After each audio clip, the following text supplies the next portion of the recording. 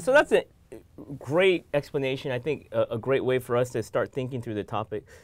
And I guess it fundamentally gets to a core question. Do people that use these technologies, be it the dark web, the deep web, or just normal everyday application that everybody uses, do they have a fundamental right to privacy in their use? Or by virtue of saying, hey, I want to use this application, are we basically saying I'm giving up some level, some measure of privacy? And is that why that pushes people into using things that are, you know, kind of below surface internet, be it the deep web or dark web? This has been a question in terms of the right to privacy. You know, this is not a new question. This is a several centuries old question that goes back to deeply held kind of moral and legal beliefs in terms of the right to privacy. So a lot of major legal questions, including, you know, abortion and other things around the world, actually get back to this same question of right to privacy. What right do I have, you know, to engage in an activity within my own home as long as I'm not harming other people? And this is just an extension of that, where this data is now being projected publicly. And it's a really complicated issue, because on the one hand, when you say the right, well, first there has to be a granting of that right. There either needs to be a legal principle, for example, within a constitution or within a law that says you have the right to this particular thing, in this case, the ownership or control of your own data. Then you may even have like a higher kind of moral right, so kind of an Aristotle or even religious right to privacy, to say, like, you know, I am an individual and therefore I have the right to control who I am, my own image, my own likeness, the way that I'm projected to society.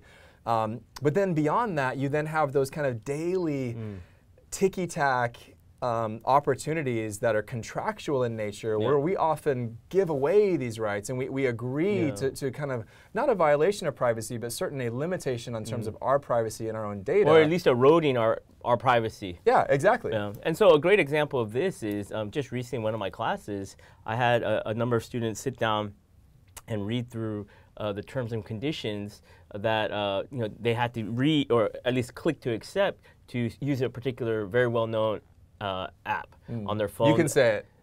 Well, I don't want to put them on the spot. And you know, that utilizes photographs. And you know, to every student had never read these terms and conditions, though all of them are using Did they all use it? Yeah, exactly. Almost all of them are using the application. None of them had ever read the terms and conditions. And as we went through it, kind of clause by clause, you know, there was many things in there that surprised them, particularly about the ownership, or the, not necessarily the ownership, but the use of their data. And I think this will become a broader issue, particularly when it comes to financial data as well.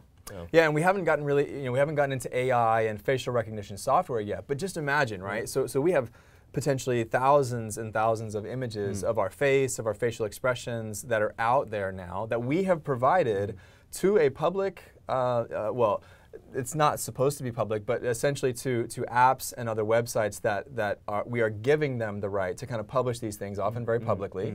And when you get into things like deep fakes with video technology that can now take images from an app, say like Instagram or Facebook, and then actually alter them in a way that creates videos that are very lifelike, that are very realistic, this is where I think, you know, several years into the future, I think people are really going to question why they were so willing to put images of themselves onto the internet.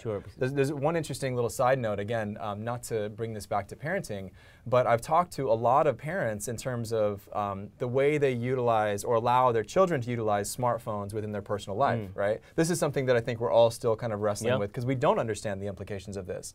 So one of the things that my wife and I have decided to do is to never, or at least not for an extended period of time, put images of our children online. And the primary reason goes back to this concept of this fundamental right to privacy. Who has the right to decide to put your image publicly on the internet? And so the example that I've provided in the past is, imagine if you're going to a job interview at 21 years old, your first interview, and your potential employer has access to 10,000 images of you from the time that you were born until the time that you graduate, and you never consented to that. You were never asked whether or not that was allowable, but you put it on there. Now again, this is not prescribing a moral solution to other people. But this is an example of how we as society now have to go back. Now that the technology is out there, we now have to, from a culture lag perspective, we now have to go back and redefine how we are willing and content to engage and utilize that technology.